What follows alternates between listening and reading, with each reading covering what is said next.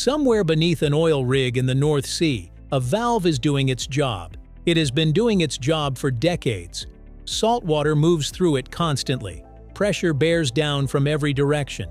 The temperature swings between extremes that cause ordinary steel to pit, crack, and eventually fail. The valve is made of something most people have never heard of. No famous brand, no advertising campaign, no presence in any shop window, no place in any conversation about materials. Its name is Monel, and it has been quietly holding things together in places where other metals give up for more than 100 years. Most people will never see a piece of it, but the ships they travel on, the aircraft they fly in, and the desalinated water they drink in some parts of the world may depend on it. Steel is strong, but in some environments, strong is not enough.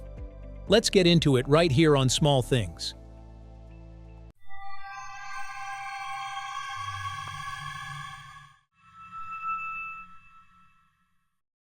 Two metals, one answer. At its core, Monel is not a single metal, it is a blend of two, roughly 2/3 nickel and 1/3 copper, with small amounts of iron and manganese making up the rest. Separately, neither ingredient is the answer. Pure nickel is strong but expensive and difficult to work with. Copper resists corrosion in some environments, but loses strength under load.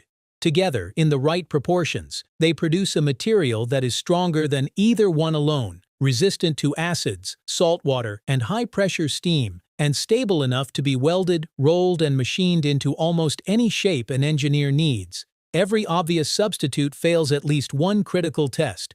Carbon steel rusts. Aluminium weakens under sustained heat.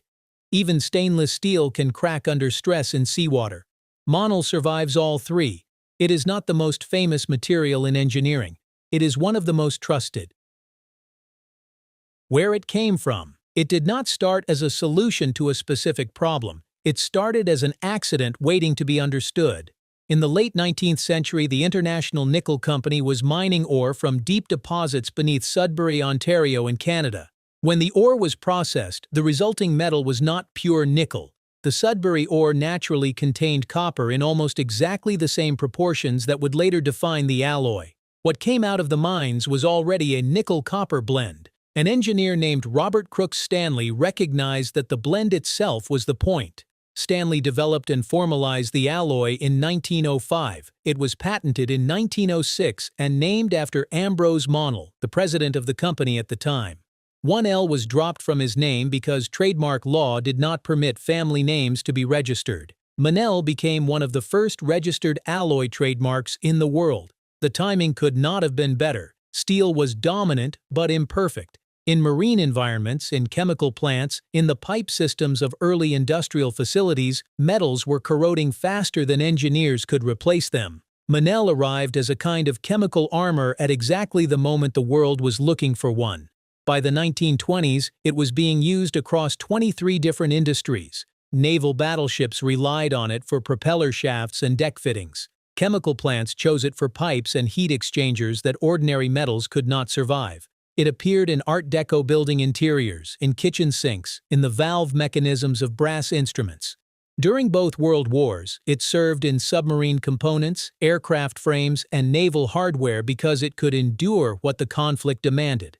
Monel rivets held early aircraft frames together, chosen because their tensile strength outperformed many steels at the temperatures inside combustion chambers. Factory pipe systems that handled acids at scale were rebuilt with it. Shipyards that had spent decades fighting rust found something that made the fight unnecessary. The original ore from a Canadian mine had pointed the way to something engineers would still be specifying a century later. Not because anyone planned it that way, because it kept working when other things did not. Why steel is not always enough. So what does Monel actually do that ordinary steel cannot? Think of it less like a superior version of steel and more like a material built for a completely different category of problem. Steel performs brilliantly in most environments, but salt water is not most environments. When seawater meets steel, oxygen dissolved in the water reacts with the iron and rust begins to form. In high-pressure, fast-moving marine conditions, this happens aggressively. Even stainless steel, which resists surface corrosion under normal conditions, can develop microscopic cracks under the combined effect of mechanical stress and the chloride ions found in seawater. The component looks perfectly fine until it suddenly does not. Monel resists this because of what nickel and copper do together at the surface of the metal. When Monel encounters a corrosive environment, it forms a thin, stable layer that seals the surface and stops the reaction from continuing. The corrosion essentially arrests itself. The metal does not pit, does not crack under stress in salt water, and does not lose strength the way iron-based alloys do over time. This is not just corrosion resistance in the surface sense. It is chemical stability that runs through the whole structure of the material. It also holds its character across an extraordinary range of temperatures. Monel stays tough well below zero, where many steel alloys become brittle and fail without warning. It holds its strength at high heat. It does not undergo the ductile to brittle transition that makes ferrous materials unreliable in cold conditions. A Monel component that goes into the sea, into the ground, or into a pressurized industrial system can be expected to behave the same way at the end of its service life as it did at the start. Most metals cannot make that promise. What engineers are actually paying for is not just the material. It is the certainty that it will still be performing its function in 30 years with minimal inspection or replacement. In critical infrastructure, that certainty has a measurable value, and Monel has been delivering it for more than a century. Steel gets the credit. Monel does the work. The assumption most people carry about industrial metals is that steel handles everything important. That specialized alloys are niche materials, used rarely and expensively in situations that almost never arise. That assumption misses most of the infrastructure the modern world quietly depends on. Monel is not used instead of steel everywhere. It is used precisely where steel has been tried and found wanting. Desalination plants that convert seawater into drinking water for millions of people in the Middle East and North Africa use Monel in the high-pressure systems where chloride-rich water moves at speed through valves and pipes. Standard stainless steel fails in those conditions within years. Monel components last decades. Oil rigs in deep water use Monel in downhole tools and drill collars because sour gas environments, where hydrogen sulfide is present alongside extreme pressure and heat, destroy most alternatives. Chemical processing plants use it in heat exchangers and reaction vessels handling acids strong enough to dissolve ordinary metals on contact. The assumption that these are niche applications misunderstands what a niche actually is. The valve in a desalination plant supplying water to a city of 2 million people is not a niche.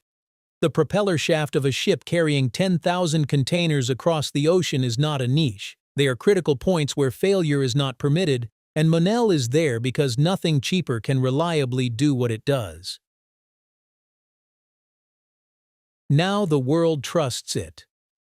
Today, you will find Monel wherever corrosion resistance, strength, and long-term reliability matter enough that cost becomes secondary to performance. In aerospace, Monel has been part of aircraft construction since the earliest days of flight.